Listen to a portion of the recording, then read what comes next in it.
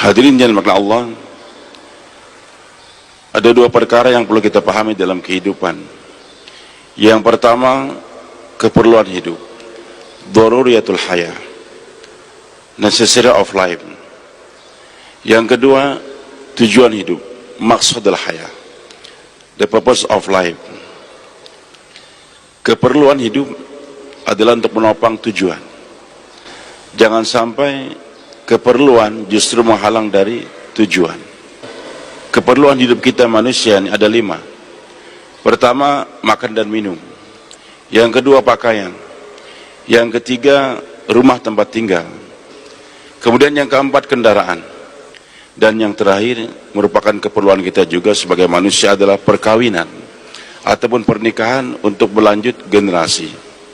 Baik muslim ataupun non-muslim, sama keperluannya dalam 5 perkara tadi. Kita sebagai muslim makan dan minum, orang kafir juga demikian.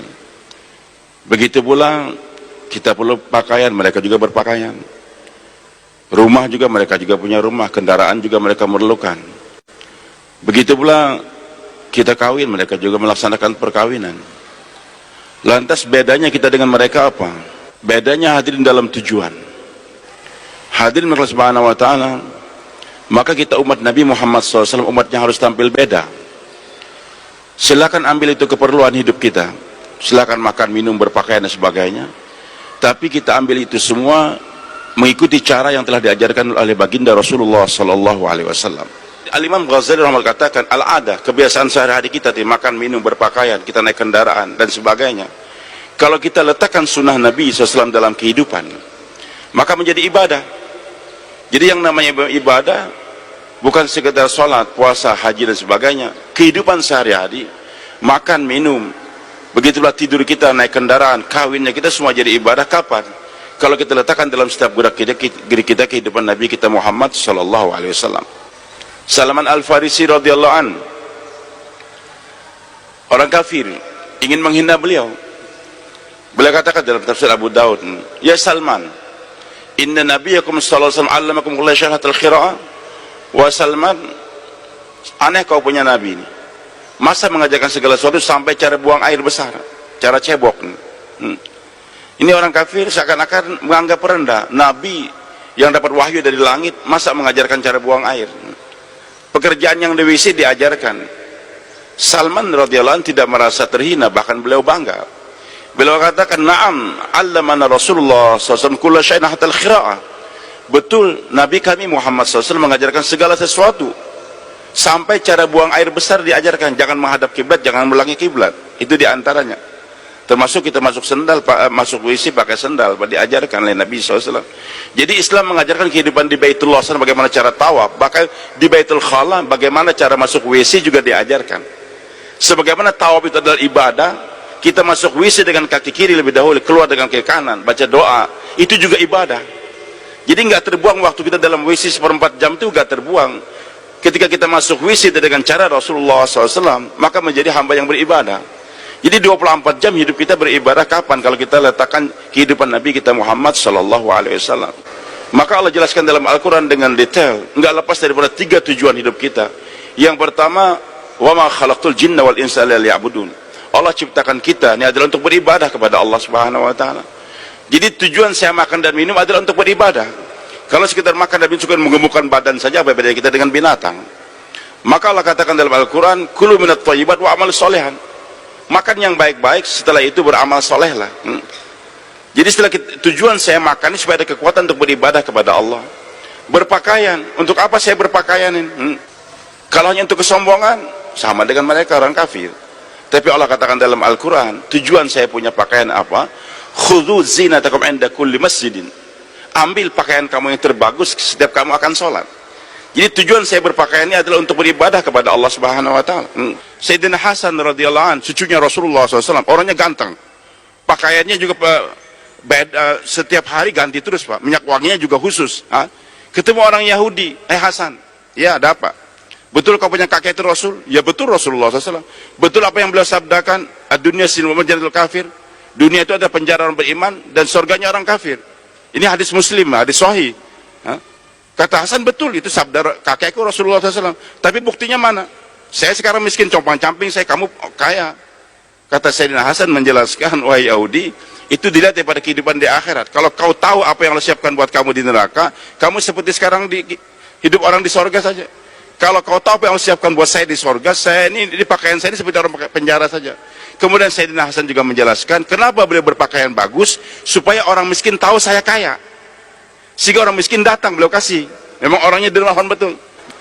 Begitu pula hadirin yang dimuliakan Allah, untuk apa saya masuk rumah? Nabi telah jelaskan rumah yang dibacakan Al-Quran di dalamnya, bercahaya, dipandang oleh masyarakat di langit, sebagaimana bercahaya bintang-bintang dipandang oleh masyarakat di bumi. Jadi tujuan saya punya rumah tadi untuk beribadah kepada Allah Subhanahu wa Ta'ala. Bagaimana rumah kita gunakan untuk membaca Al-Quran, untuk melaksanakan hukum-hukum Allah Subhanahu wa Ta'ala. Saya punya kendaraan untuk apa? Juga untuk beribadah.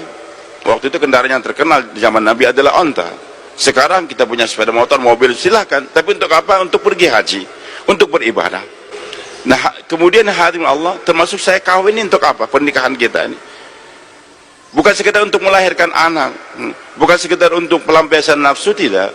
Tapi Nabi SAW telah jelaskan, rahimallahu mra'an qama min al-fasalla wa yaqad ahlahu fa in abat nadha fi wajhi al-ma, wa rahimallahu mra'atan qamat min al-fasallat wa yaqad ahlaha fa in aba nadha fi wajhi al-ma.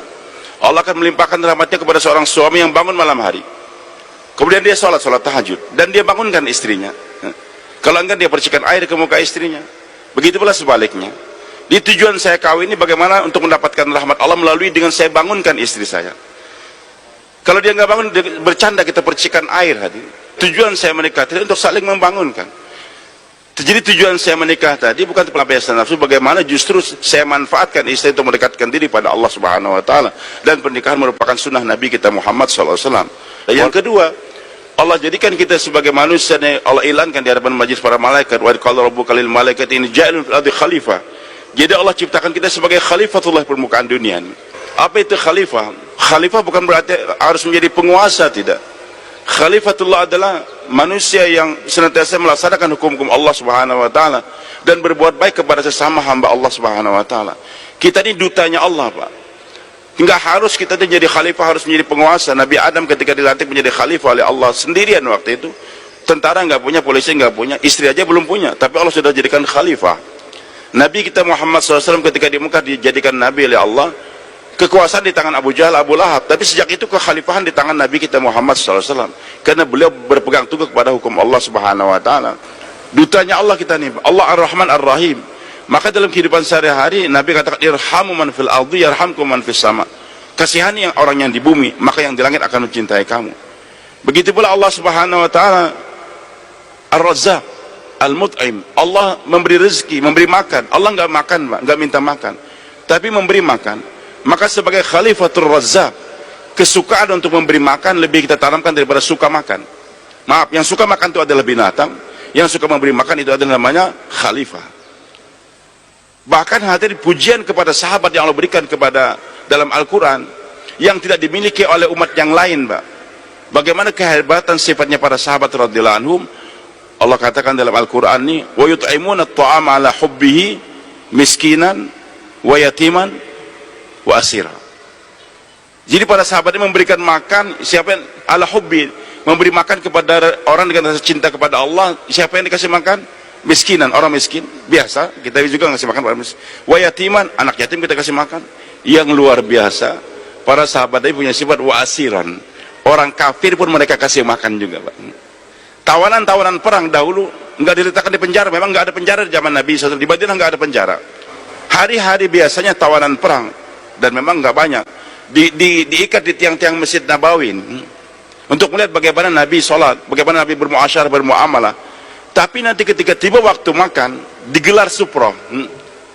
Sahabat duduk bersama dengan musuh, tawanan perang orang kafir. Tangan sahabat mengambil korma, menyuapin itu musuh. Wa yut'imuna at-ta'ama ala hubbi miskinan wa yatiman wa asira. Orang kafir tawanan perang kasih makan. Itu musuh heran. Tangan yang tadinya pegang pedang untuk bunuh saya, sekarang itu tangan pegang korma untuk nyuapin saya. Terenyuh hati musuh, mengucapkan asyhadu an la ilaha illallah wa asyhadu anna Muhammadar Rasulullah.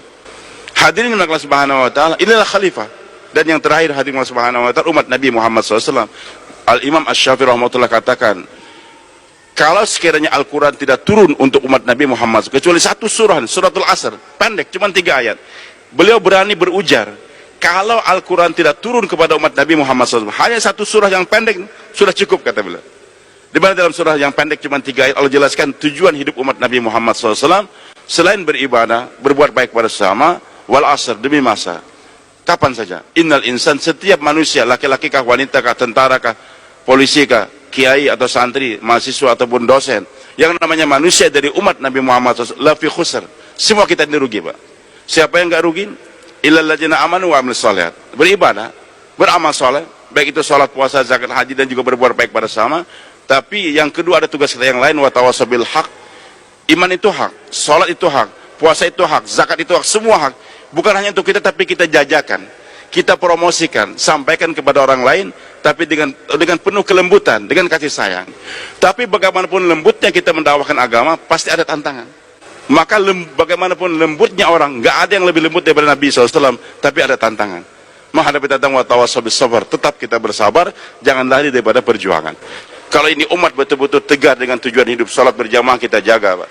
Qiyamul lail juga kita berbuat pada sesama, maka segala keperluan hidup kita akan dimudahkan oleh Allah Subhanahu wa taala.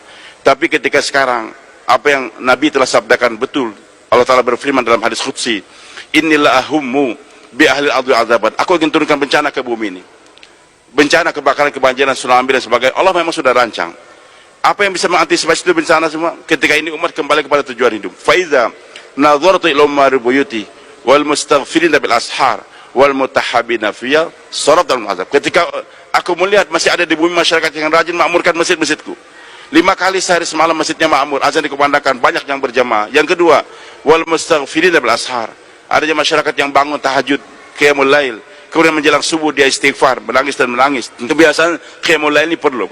Kemudian yang ketiga Allah katakan, wal mutahabina fiyya, adanya masyarakat yang suka bersilaturahmi, membina cinta kasih semata-mata karena Allah. Maka kalau 3 komponennya ada, yang makmurkan masjid banyak, yang sholat tahajud banyak, silaturahmi satu sama lain, berbuat baik pada sama, atau mengajak kepada Allah, janji Allah pasti saraftu anhum, aku palingkan itu azab. Mudah-mudahan hadirin kita bisa mengamalkan yang 3.